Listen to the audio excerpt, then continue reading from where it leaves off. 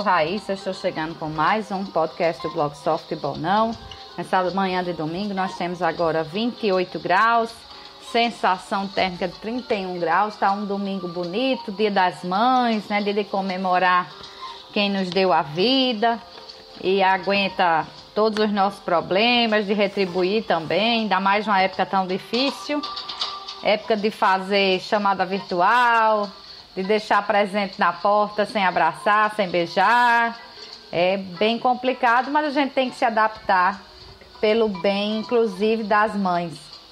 Bom, apresentando hoje então sobre esse descompasso, o ritmo descompassado dessa volta, do entendimento sobre a volta do futebol. Eu não entendo porque não entendem.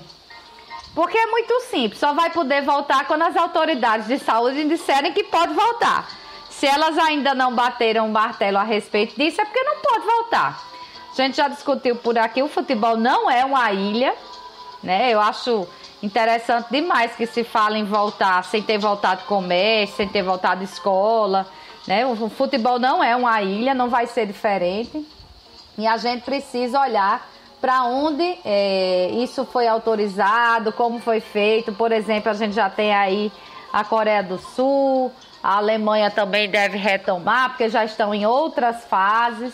Então não adianta ter essa pressa aqui no Brasil, como a gente está vendo, parece que há uma pressa desmedida para que os treinamentos já comecem. Você não pode começar um treinamento com um pico, nem tendo sido alcançado ainda, dessa epidemia que vai ceifando vidas, acabando com o sistema de saúde, ceifa as vidas de quem tem Covid-19 e ceifa as vidas de quem quer uma vaga em UTI por outro motivo e não tem acesso, né? O Rio Grande do Norte já está experimentando essa situação de colapso do sistema de saúde, o que é muito triste. A gente sabe que o Brasil todo já experimenta isso normalmente, imagine com um aumento de demanda desse. É quase que uma carnificina, a gente espera que não aconteça por aqui, já está acontecendo em outros cantos, a gente espera que não aconteça por aqui. Sobre esse descompasso da volta do futebol, tem algumas coisas pinceladas na semana. A gente teve nessa semana a infectologista do LAIS, da UFRN, Marise Reis, falando a respeito disso. A Tribuna até publicou uma reportagem de meia página com ela, e ela explica lá, vou abrir aspas para ela para ver se a gente consegue entender melhor. O Brasil foi um dos últimos países a receber o vírus e ter disseminação comunitária, que é essa que é de pessoa para pessoa. Logo, nossa situação se encontra na fase inicial e de crescimento, não apenas de casos de contaminação, como de óbitos. Fato que atualmente não é mais observado em alguns países europeus, por exemplo. A Alemanha já se encontra numa fase descida da curva, a Itália também já está conseguindo isso e a Espanha também. Esses países já passaram por muitos problemas, mas hoje se encontram numa fase de equilíbrio. Prova disso é que nesses países até hospitais de campanha já foram fechados. No Brasil, nós ainda estamos no caminho contrário e atingimos um momento crucial no qual necessitamos estar muito atentos ao que nos recomenda as autoridades sanitárias para que a situação não fuja do controle, né? Então ela vai falando, diz que o futebol é uma atividade sim que favorece a transmissão de agentes infecciosos, porque é de contato, né? Ela explica aqui mais claramente, aspas de novo para ela. O esporte que as pessoas estão próximas, em que há contato físico, facilita a disseminação. E no atual estágio ainda não é o momento adequado para a retomada, infelizmente. Reconheço que os treinos são importantes para que os atletas não percam sua capacidade, mas esse trabalho ainda deve ser estruturado e realizado à distância. Insisto, o trabalho coletivo ainda não é adequado. Bom, então tá aí a especialista explicando o que não deveria nem ser explicado, né? Deveria ser óbvio.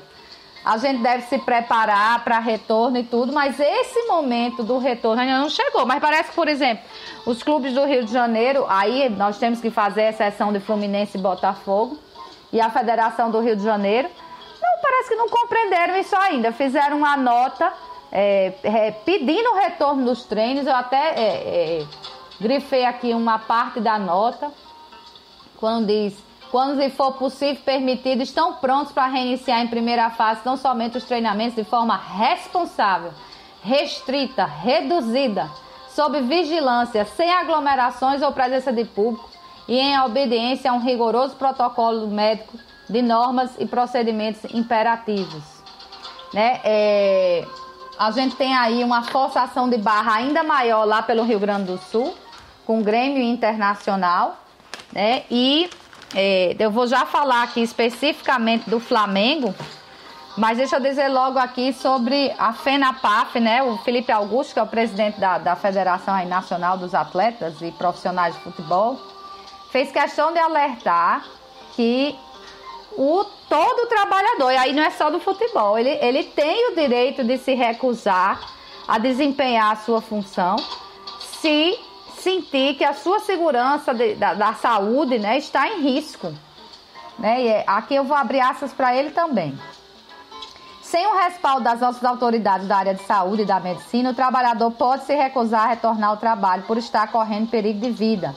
Isso dentro do período de pandemia em que vivemos atualmente. Aí ele ainda diz, a FENAPAF vem promovendo um grande acompanhamento a nível nacional. Temos ainda a fiscalização do Ministério Público Federal do Trabalho, aliás, acho que ele quis dizer ajuda, né, nessa fiscalização. Então, os atletas estão respaldados pelo próprio contrato de trabalho, que traz deveres e direitos para ambas as partes. E aquela que não seguir a premissa e cumprir o que está na corte estará passivo de responder a processo. Só tem como cobrar a volta se as autoridades de saúde autorizarem a volta. Essa é que é a realidade. Não como até o presidente, acho que do Internacional, andou dizendo, quem não quiser trabalhar, que peça para sair. Não. Se você está obrigando o trabalhador a exercer o seu ofício num ambiente que ele está arriscando a saúde dele, não só dele, de todos que estão perto dele, dos familiares, isso aí é um descumprimento contratual. E aí eu vou mais longe, né? A gente teve aqui os testes do Flamengo. Acho que eu já falei, não sei se eu já falei sobre eles na semana passada, mas o Flamengo realizou, né, já se antecipando, 293 testes entre os seus profissionais, sejam jogadores, funcionários, inclusive familiares ou pessoas que trabalham nas residências dos funcionários dele, ou seja, o entorno do futebol também entrou nessa testagem. Prestem atenção, foram 293 pessoas que não tinham qualquer sintoma de Covid-19 e o resultado foram 38 positivos. Quer dizer, isso mostra a situação da pandemia no Brasil. Essa iniciativa dos clubes de testar eu acho maravilhosa, porque vai mostrar ao Brasil como anda a situação desse povo que tem o vírus, pode ser eu, pode ser você aí que está ouvindo, e não tem sintoma nenhum. E está carregando esse vírus para todos os cantos e que vai para todas as pessoas com quem mantém contato. Então os clubes deveriam já estar testando realmente, até para ajudar o Ministério da Saúde nisso.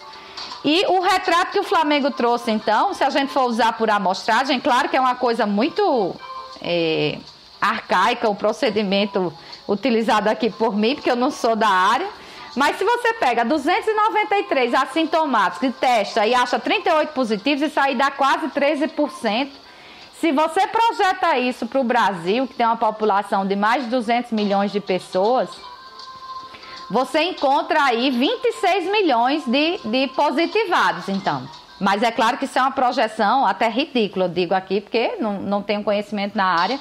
E é claro que nós temos pessoas sintomáticas também no país.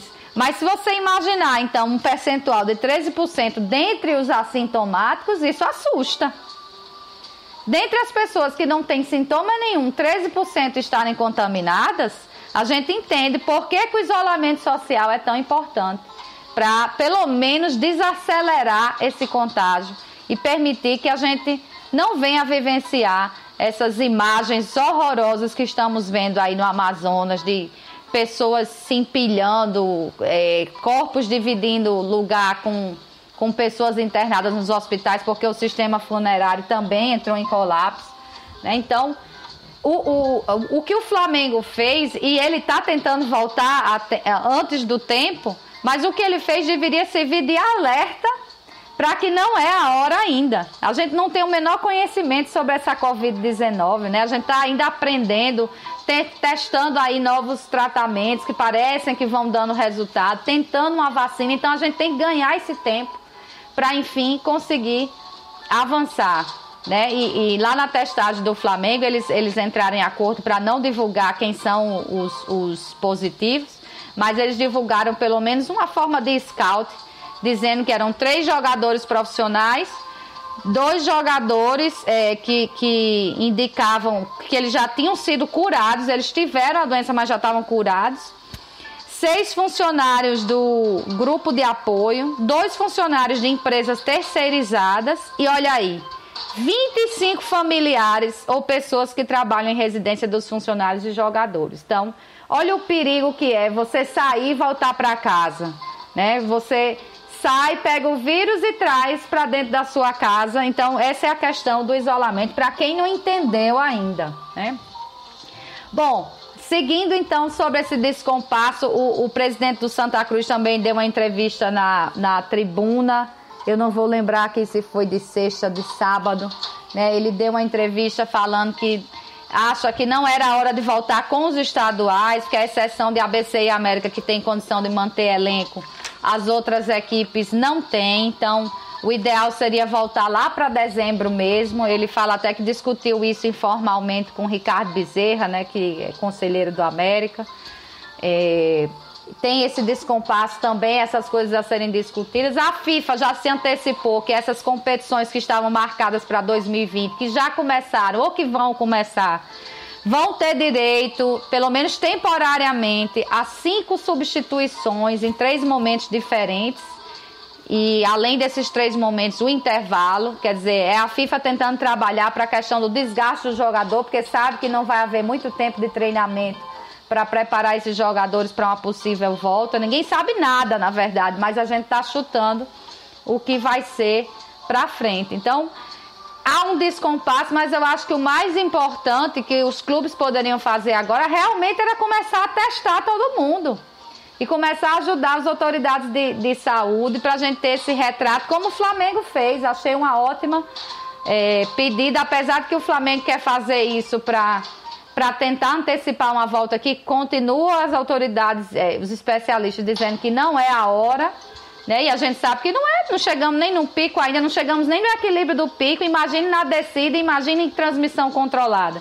A boa notícia é que realmente nunca se avançou tanto em pesquisa científica, e é isso que a gente precisa ganhar esse tempo, desacelerar e não ter pressa, porque eu estava até vendo na revista The Economist, que é britânica, a cada 14 dias dobra o número de estudos científicos a respeito da Covid publicados no mundo. Então, o ritmo científico de pesquisa é muito grande. É tanto que a gente já tem aí uma combinação de antivirais que parece que, enfim, vai funcionar. Várias vacinas sendo testadas já em fase avançada.